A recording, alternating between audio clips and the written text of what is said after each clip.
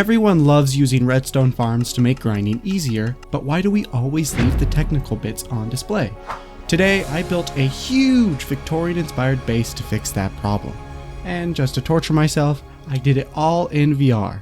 This was such a large build, I knew if I wanted to get this done in a timely manner, I'd be grinding for resources as soon as I started the world. So instead of punching wood, I was gathering cornflowers.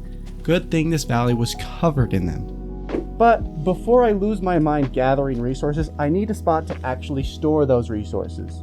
So let's find somewhere pretty to call home. This mountain I spawned next to was already beautiful, so I climbed to the top to get a bird's eye view. This'll do.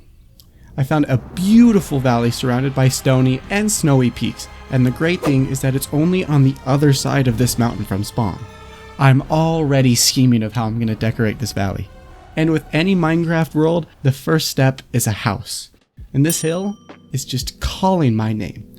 Then we of course need the industrial district. It will be perfectly snugged into this corner of the valley at the base of this natural waterfall. But we need a way to get from my house to the industrial district without breaking multiple bones.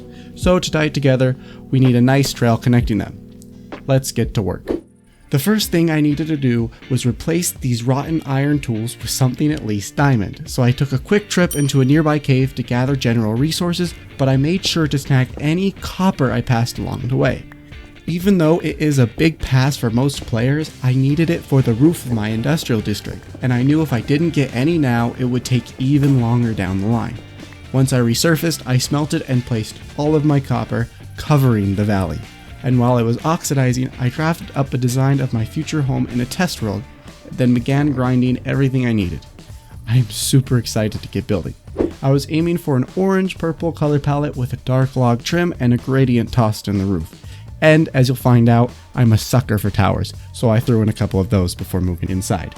Now, I'm not a fan of interior design, but I gotta say I love how this place turned out. I'll be almost literally living here, so I might as well make it cozy. Walking around here in VR really puts how big everything is in perspective. Oh, it's so cozy in here. Oh my god. That's funny. It doesn't seem like it, but I already spent almost 30 hours working on this video, so I wasted no time getting to the trail. I paved a pathway from my front step, say hi to Flower, to the end of this hill, and built a custom pathway and bridge to the base of my future industrial district. And I think I might even add a waterfall passing through this little arch down the line. Though, I left the end of the trail floating so I could easily transition it to whatever design the district would have. Now comes the tough part. This district needs to have many early game farms that will be helpful even in the long run, all of which being able to be comfortably placed inside of a building. Melons, pumpkins, sugarcane, and carrots for villager trading, as these will bring in tons of emeralds. Cactus and cocoa bean farms for dyes, which can be combined with wool from a sheep farm. And finally, a bee farm so I can get beeswax and bottles of honey, both very important for building and redstone. All of these farms will feed into a central storage system for easy access. Besides that, it will require a large amount of resources, including many different blocks to add a color palette that will pop. And if my estimate is correct, I need over 260 stacks of resources. I really have my work cut out for me. This video has become way longer than I expected, and I haven't even gotten to the main act. I got to grinding as many resources as soon as possible. Thanks to my foresight, I saved a lot of time grinding for oxidized copper, dyes, and if you can believe it, even melons.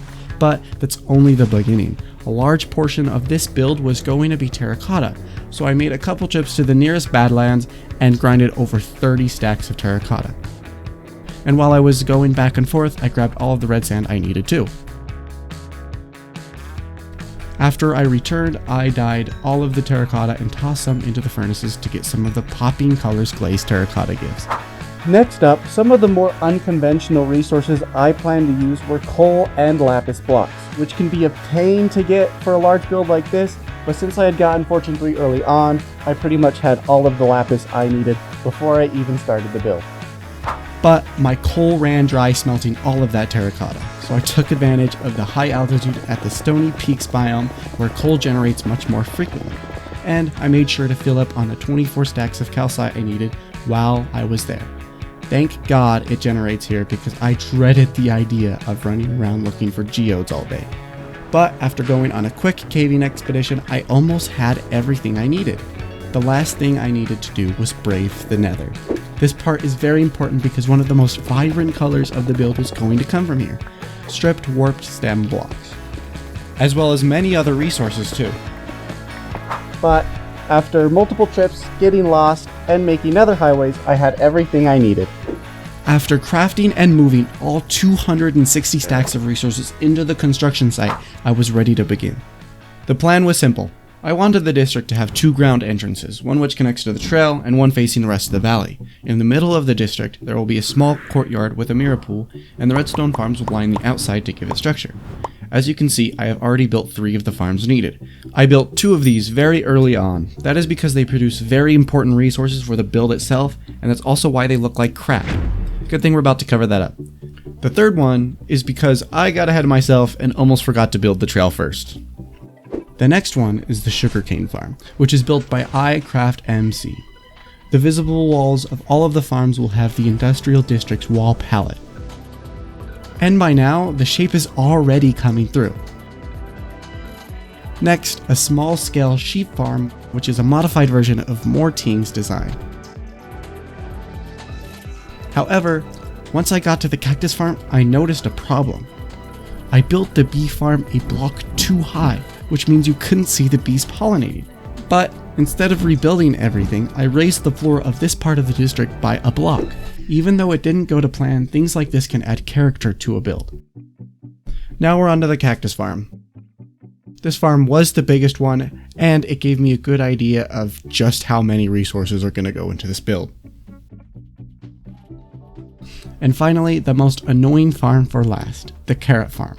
This one uses villagers, which means I need to make my way to the nearest village and kidnap some of its inhabitants. If you've never had to move villagers, I envy you.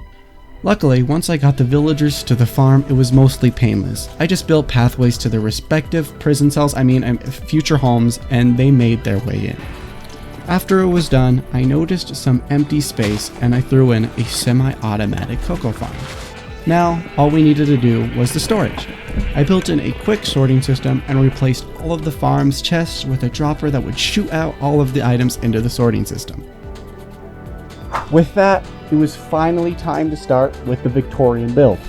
It took me over 40 hours to get here. To start, I grabbed a few blocks from the palette and put down an outline of where the structure will be. Some of it might be floating for a while, but don't worry, I got a plan for that. I didn't want to overwhelm the build with color, so I built the walls in a darker grayscale gradient. And to give it a little variation, I built the walls at different heights, which would cause the roofs to do the same thing. But before I finished, I noticed a problem. My carrot farm, which was usually bustling with villagers' was silent. I took a quick peek and couldn't find the farmer. After doing some research, I realized I used an outdated version of my farm, which caused the villagers to awake on top of their bed and suffocate in the ceiling. But thankfully the comments under the video saved me from completely rebuilding it. I just needed to add an extra solid block for the villager to spawn on and spend an eternity getting new villagers in. But once that was over, I quickly finished the walls and moved on. I wanted to save my favorite part of the build for last, so next was the towers. To complement the blues that will be seen in the roof, I added similar blue blocks into the tower, but they would be primarily white with some red trims to offset the cooler colors. Originally, I was thinking of the walls coming up much higher, creating a huge cathedral, but I knew I had so much to do before even getting to the district.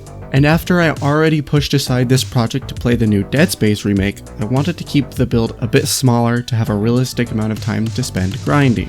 This could have ended up being over 400 stacks. Maybe I'll do something like that in a future episode. Anyway, the towers are done.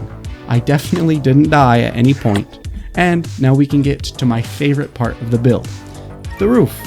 This was so fun to do because I had so many blocks that were unorthodox for me.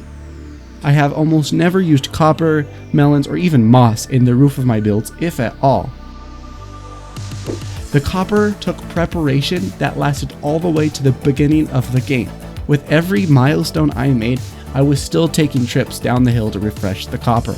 And even then, I was still short of some of the oxidized copper in the end. But thanks to my handy stone cutter, I vastly underestimated how much weathered copper I would need for its cut counterpart. What? What? I didn't know that crafting copper into cut copper gives you 4 times as much. What? So I had some extra to spare and oxidize. Once I was finished with the roof, I realized it looked a little desolate. So I tossed some dormer windows, which I didn't even know had a turn until now. But because most of my resource calculations were a bullseye, I barely had any extra to spare for extra dormers or even an extension of the roof on this side. Cursed to be boring, I guess. Anyway, now that the half-cathedral is finished, it was time to make it actually accessible. I made the floors a pattern of grays to make it seem like they were blending into the walls. Then I needed some staircases on both of the entrances so I could access my farms from any direction. Once there was something to stand on, I went outside and started adding some windows to fix the flatness of the walls, and I gotta say I like the idea of fake windows. But even with all of this pizzazz, half of the district is still floating. That's not right. So I made a foundation to support it.